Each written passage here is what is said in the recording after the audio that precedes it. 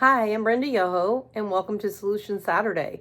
It's been a little while since I've had the opportunity to do a talk. I took some time away to spend some time with my family, and we took a vacation and had some really good quality family time. And unfortunately, on our travels, we came back, and my husband and I are both a little bit under the weather, as you can tell by the tone of my voice. We're trying to recover a little bit, but we're staying inside and staying away from other people so that we don't make anybody else ill. So during this time, I reflected back and looked over the pictures that we took during the family vacation, and then thinking about the conversations I was able to have with each one of my grandchildren, because we did get some time to spend with each one of them, a little alone time with each one. And I enjoyed the conversation I had with my granddaughter when talking about one of the shows that we went to see. My husband is really a big history buff, and my son-in-law is too, and they really enjoy talking about the things that have happened in history. So we did take a time out to do a little bit of a history show, and so she was talking with me on our ride on the monorail, and she said, you know, what do you think people will write about us? Will we be part of history? You know, me and my brothers? Will people write about us? I said, well, of course they will, especially if you do something that makes you stand out in history. And I said, honey, you've already done that. And she's like, what do you mean? I said, well, honey, you are already part of history. I said, you are the very first girl, female wrestler you have in your school. And that's a first for your school. So that is history for your school. And so that's part of history. And she didn't realize that. And I think it's important for all of us to really kind of talk with our kids about what makes history. What is history? What does it mean to be part of history? Because we all are part of history. Some are very, very significant. Some are little milestones, but we're all part of history. All of us are, and we talk a little bit about it, but not nearly enough.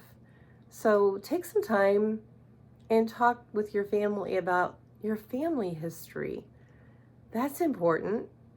We need to know about the generations that came before us and to know about what they did, who they were, and what our family was all about.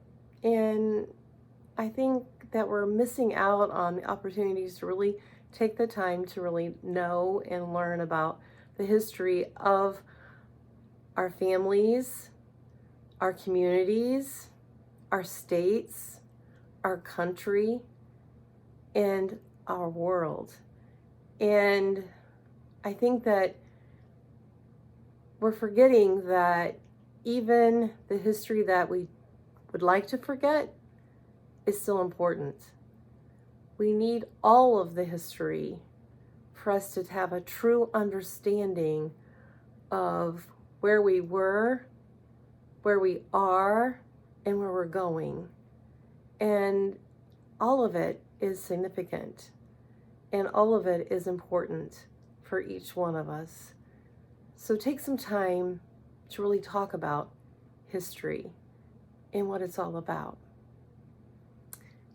The other part that I did was also to take some time to think about my book as it's coming out here soon, and why I wrote it, why I wanted to get my message out, and why it was so important to me. And we talked about that a little bit as a family, in learning a little bit about where education is right now, what are things that are going on, what's happening in the world, and then what we wanted our kids to be able to do.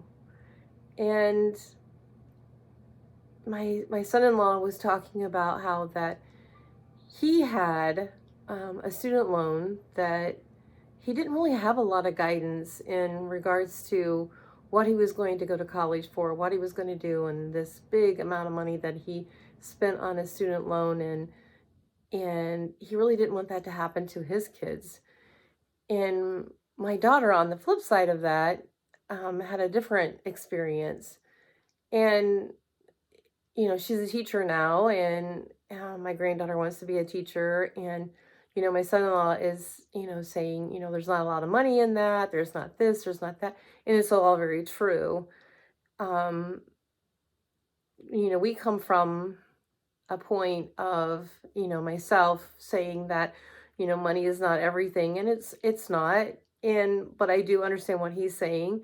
We have to have careers that will help us to sustain our families.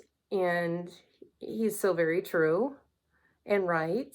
Um, but you do have to do in life what you love. I don't care. I still think that that's important. You have to love what you do. You have to feel value in your life. And I think that you can make yourself happy in any job that you feel that you are great at. And my husband has built his own business, and he is phenomenal at what he does. I could never do what he does. And he's amazing and smart, and he could do so much more than what he does, but he loves what he does every day. But this year, him and I both are at a point where we're going to hand over things and let someone else start doing some of the things. And it's time to let somebody else start taking those leadership roles and to step back. And that's important, is to let someone else start taking that lead and see what they can do and how they can make it better, and how that we know that we help them to get to that position and see where they go. And that's exciting for us both. And I think that that helps us to remind ourselves that we are a little bit part of that history. And the book that I wrote is the completion of that. And it takes me to full circle, and helping leaders and families and children and communities, and taking that next step and helping to get our kids to where they need to be, and helping families to step up and be part of the solution, and helping communities to understand that feeling good and feeling safe is a responsibility of all of us. It's not just for the home, it's not just for the teachers at school, it's for every single one of us. Our communities need to be safe. People need to feel good in them. They need to feel value. And we all need to be working for those same things in order to make that happen. We need to be working for the same things together and helping each other. And when all three of those things line up, it will happen. We will have success. I was saddened with the news of coming back to school after a winter break and a school shooting.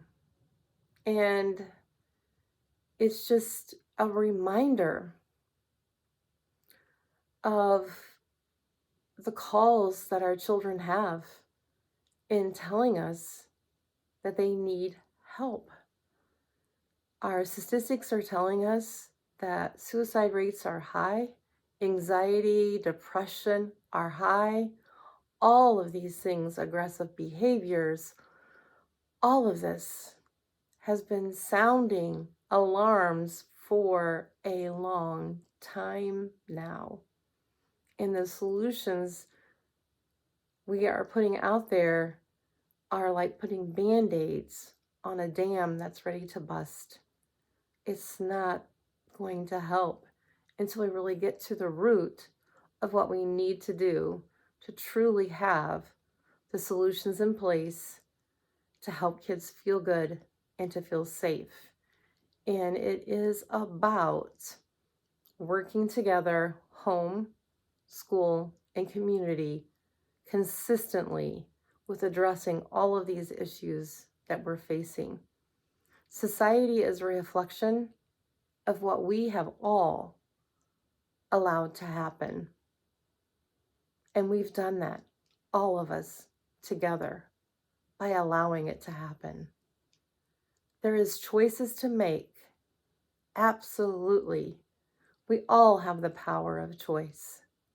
And when we choose to be part of the problem, the solution is exactly what you see.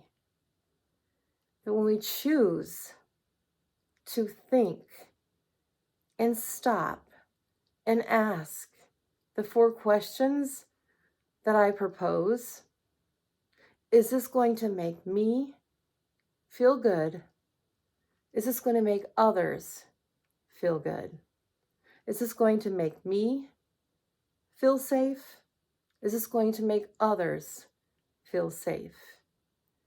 If the answer is no to any of those questions, then we have identified a problem that is in need of a solution, and the choice is not to do what we're about to do or to say what we're about to say. We have to rethink and come up with a better plan. We have to help individuals to understand that when we make a choice to be part of the problem, there's always a consequence and accountability and responsibility. We absolutely have to. And I think that once we can get this going, and once everyone can follow this path, we will see a reflection that is much different. I've seen it happen within my classroom, within the schools I've served, with my families. It works. It doesn't matter if you're in a small area, in a rural community, or if in a large unit district. It will work if you work to be trusted adults and consistently work in saying all of those things, working through those issues, and following the 2 rules philosophy. The rest is history that we can talk about 10 years from now. History is always important to learn from, to be part of, and to talk about. So let's make history by changing the way we approach what we do with being part of the solution daily, starting with 2 rules. Thank you.